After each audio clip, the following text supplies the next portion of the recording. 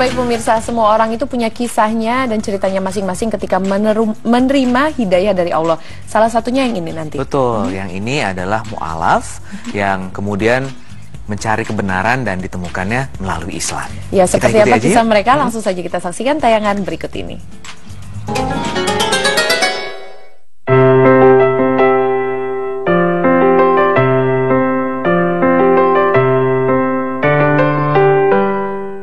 Menjemput Islam. Tasbih padamu, sucikan dirimu, lafazkan asmamu, gunung-gunung bintang makhluk. Pemirsa beriman, pada episode lalu kita pernah membahas mengenai kisah-kisah fenomenal orang-orang yang dengan hidayah dari Allah Subhanahu wa Ta'ala dapat menjemput Islam. Ya, Allah Subhanahu wa Ta'ala mengungkapkan bahwa hanya kepada orang-orang yang dikehendakinya lah Allah memberikan hidayah atau petunjuk.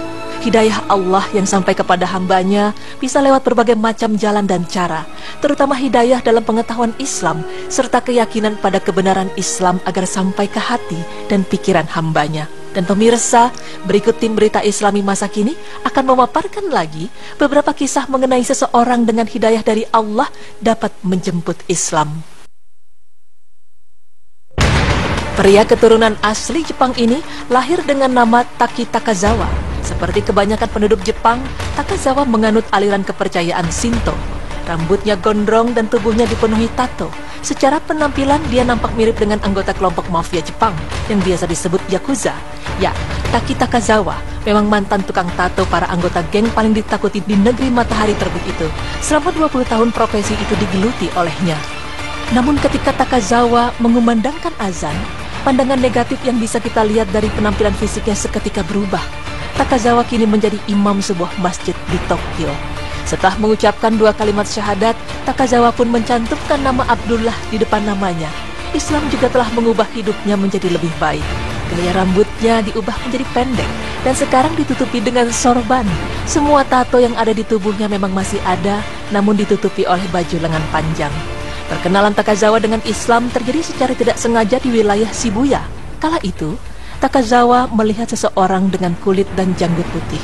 Orang itu juga mengenakan baju dan surban warna suci. Kemudian orang itu memberikannya sebuah kertas dan menyuruhnya membaca kalimat yang tertera seraya mengikuti orang tersebut. Dan tahukah Anda pemirsa, kalimat itu ternyata adalah kalimat syahadat. Kalimat pengakuan pada keesaan Allah Subhanahu wa Ta'ala dan Muhammad sallallahu alaihi wasallam sebagai utusannya. Meski tak paham secara keseluruhan, Takazawa pernah mendengar sepintas mengenai Allah dan Muhammad, dan pertemuannya dengan orang serba putih itu pun membekas dalam ingatannya, sehingga membuatnya menjadi penasaran dan terus mencari jawaban atas rasa penasarannya itu. Dengan kuasa Allah, akhirnya Allah menuntun jalannya. Setelah banyak mencari, akhirnya semua itu membawanya pada agama Islam. Apa yang membuatnya penasaran selama ini didapat solusinya dalam Islam. Takazawa pun memutuskan untuk masuk agama Islam. 2 tahun setelah memeluk Islam, dia bertemu lagi dengan sosok inspiratifnya itu. Dan ternyata orang tersebut pernah menjadi imam di Masjid Nabawi, kota Madinah, Arab Saudi. Takazawa pun bersyukur bisa bertemu dengannya. Imam Masjid Nabawi itu meminta Takazawa untuk menjadi imam masjid di wilayah Shinjuku. Sebelumnya, Takazawa melaksanakan ibadah haji dan menimba ilmu beberapa bulan di kota Mekah. Dan saat ini, nama Takazawa terkenal karena ia menjadi salah satu dari 5 imam masjid besar di Jepang.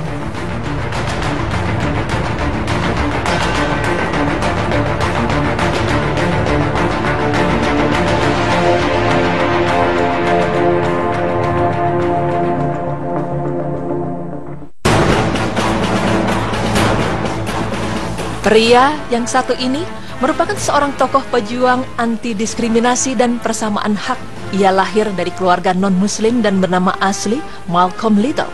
Malcolm juga merupakan seorang tokoh muslim berkulit hitam Amerika, Afro-Amerika.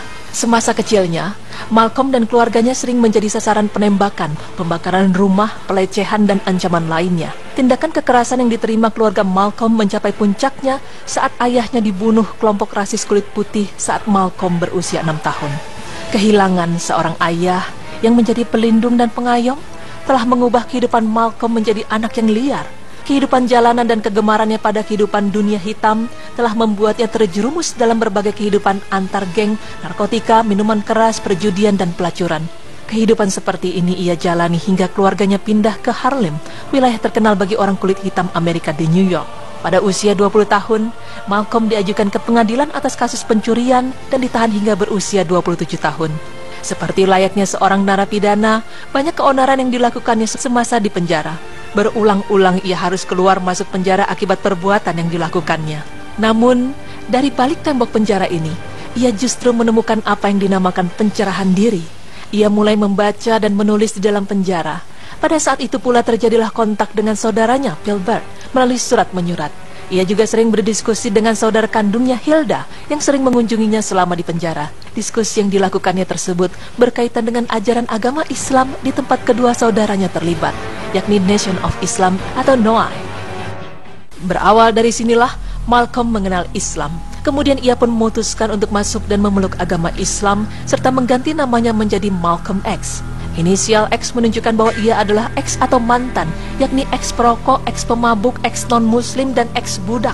Pada saat itu pandangan Malcolm terhadap orang kulit putih tidak berubah. Malcolm masih membenci orang kulit putih karena kerasisannya kepada orang kulit hitam.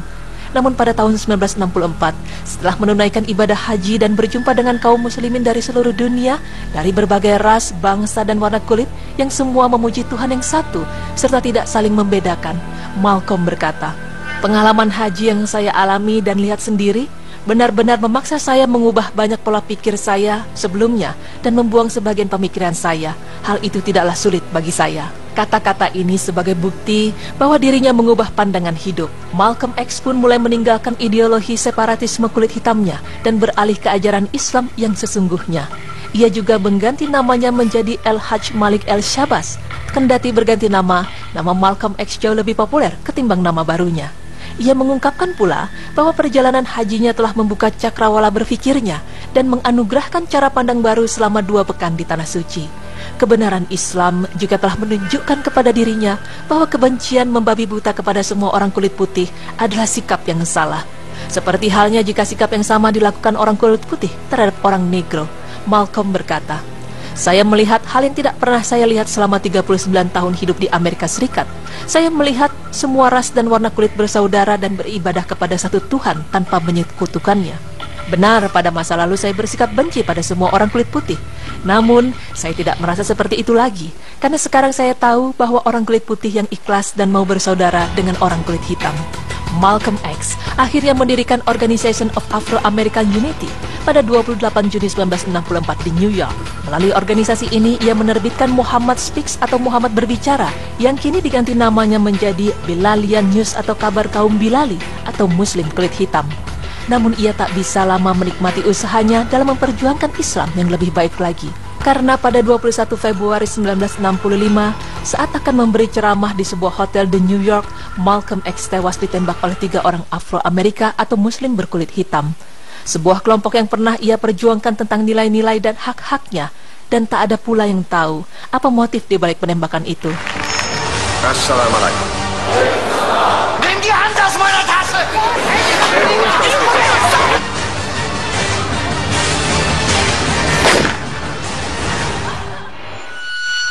Meskipun demikian, impian Malcolm X menyebarkan visi antirasisme dan nilai-nilai Islam yang humanis menggugah kalangan Afro-Amerika dan dunia. Banyak yang menaruh simpati padanya, bahkan berkat perjuangannya pula banyak orang yang memeluk agama Islam. Pada pesan terakhirnya dalam buku Malcolm X, sebuah autobiografi yang ditulis oleh Alex Harley, Malcolm X berkata, "Saya tahu masyarakat seringkali membunuh orang-orang yang berusaha mengubah mereka menjadi lebih baik. Jika saya mati dengan membawa cahaya kebenaran hakiki bagi mereka, hal itu akan menghancurkan kanker rasisme yang menggerogoti tubuh Amerika Serikat. Semua itu terserah kepada Allah Subhanahu wa Ta'ala. Sementara itu, kesalahan atau kehilafan dalam upaya saya itu semata-mata adalah dari saya sendiri." Nah, pemirsa beriman, demikianlah kisah fenomenal orang-orang yang dapat menjemput Islam dengan berbagai jalan dan cara yang telah Allah berikan. Semoga dengan beberapa kisah ini kita dapat mengambil hikmah dan meningkatkan keimanan kita kepada Allah Subhanahu wa Ta'ala. Amin ya Rabbal Alamin.